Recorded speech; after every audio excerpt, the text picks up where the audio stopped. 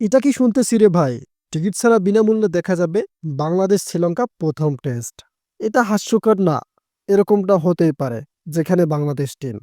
So কথা হচ্ছে Bangladesh tiger টিমে কতই না অধিনায়ক চলে গেল।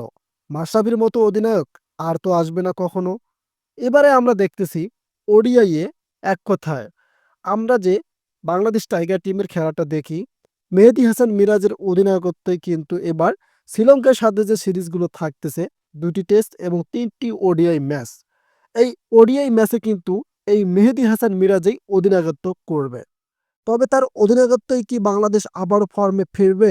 এটা কিন্তু আমাদের সকলেরই দেখার অবস্থা এবং একটা আক্ষেপ। বাট এই তো আমাদের নাজমুল হাসান শান্ত, সে কিছুদিন আগেই কিন্তু ৩ ফরম্যাটেই অধিনায়কত্ব করছিলেন।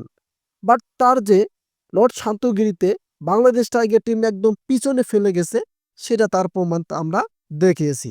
এ কারণে কিন্তু আবার বিসিবি এই মেহেদী হাসান মিরাজকে নতুন করে কিন্তু ওডিআই এর কি অধিনায়কত্ব দিয়ে দিলেন, নাজমুল হাসান শান্তকে বাদ দিয়ে। তবে ক্রিকেট খেলাটা ছিল তখনই আমাদের কাছে ভালো লাগছিল যখন পঞ্চপাণ্ডবটা ছিল। যেমন আমাদের মাশরাফির অধিনায়কত্ব। এই মাশরাফিরা যখন চলে গেল, বাংলাদেশ ক্রিকেট টিমটাও কিন্তু এখন নষ্টের দিকে ছুটে গেল। এ কারণেই কিন্তু প্রত্যেকটা প্লেয়ারের অনেক ব্যাটনাম কিন্তু ছড়িয়ে গেছে।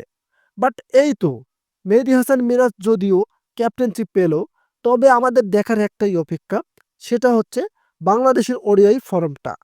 টি-টোয়েন্টির কথা বাদ দিলাম, টেস্টের কথা বাদ দিলাম।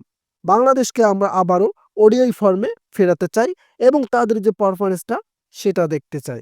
যেহেতু শ্রীলঙ্কার সাথে ওডিআই ম্যাচ হবে, সেখানে অবশ্যই ভালো কন্ডিশনে বাংলাদেশ টাইগার টিম খেলবে। শুভকামনা রইল মেহেদী হাসান মিরাজের জন্য, তার ক্যাপ্টেন্সি দিয়ে যেন বাংলাদেশ টাইগার টিম আবার ফর্মে ফেরে। ভিডিওটি ভালো লাগলে চ্যানেলটিকে সাবস্ক্রাইব করে রাখেন। ধন্যবাদ।